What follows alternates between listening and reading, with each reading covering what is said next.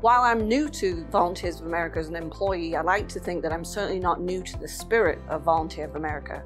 In my role here as Program Director at Volunteers of America James Cole Village, I have the privilege of working particularly with veterans. Veterans are particularly vulnerable to homelessness as they face a complex set of challenges once they leave the service. There are more than 20 million veterans living in the United States, according to the Florida Department of Veterans. Florida is home to more than 1.5 million veterans, which makes up the third largest veteran population in the nation, just behind California and Texas, and many of our Florida veterans are homeless. However, thanks to supportive housing programs, both transitional and permanent, the number of homeless veterans in Florida has seen a decline in recent years, according to the Florida Council on Homelessness. Volunteers of America of Florida provides both transitional and permanent housing for veterans. Transitional housing provides housing and support to homeless single male veterans, which help to get them back on their feet and empower them to be capable to overcome the barriers that cause homelessness. Here at James Cole Village, we're also proud to provide a continuum of housing for male and female veterans and their families to help them recover from homelessness. Permanent supportive housing allows our veterans to graduate from transitional housing to affordable housing and to continue to thrive. Many times, veterans return to homelessness once they no longer have supported services. Thankfully, Volunteers of America of Florida continues to offer services to veterans living in the permanent supportive housing units. We use an evidence-based approach to provide services that allow our veterans to break the cycle of homelessness. At Volunteers of America of Florida, we treat this nonprofit like a business and receive payment based on outcomes, always remembering that every positive outcome represents a life changed.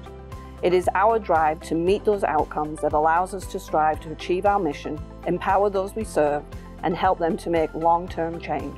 Again, permanent supportive housing units like these make that possible. And who better to tell the story of what Volunteers of America of Florida does every day than two of our participants? I'm proud to introduce you to two of them today. My name is Michael and I served in the Army for 9 years. Well, my life before Volunteers of America was, I couldn't smile. I felt very helpless, ashamed to be homeless. And my life afterwards is better. I could smile again. The staff is so good that my future is to get back into the workforce and get out of here. It's affordable. They do it off your income, so I'm able to pay a reasonable rent for basically a two-bedroom apartment. I'm blessed to have a good roommate. We met while we were both homeless in a hotel, and it was like karma. And they said, well, your roommate's gonna be, his name's Michael also.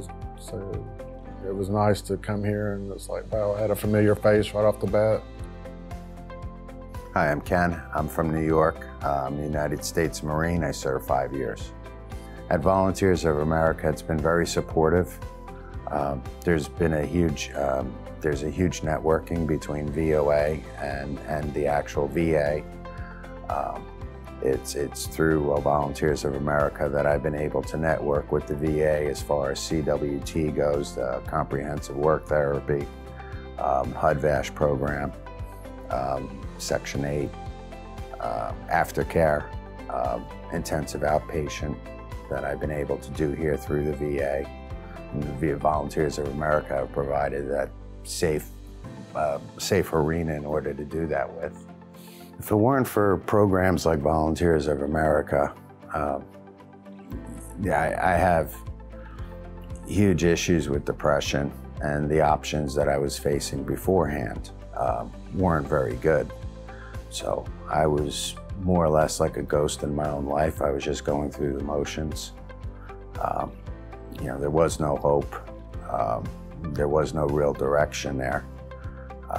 Again, I was just going through the motions, and up until now, where I actually have some direction and people who I can even talk to about these things. I'm not really sure where I would be, but it would not be in a good spot. I mean, I relapsed once and it led to a lot of problems, so I really don't want to think about what the next situation might be if it weren't for Volunteers of America. Thank you so much for your time and participation, and special thanks to our residents. Stay tuned, as some of our colleagues will be in touch with you shortly. Bye!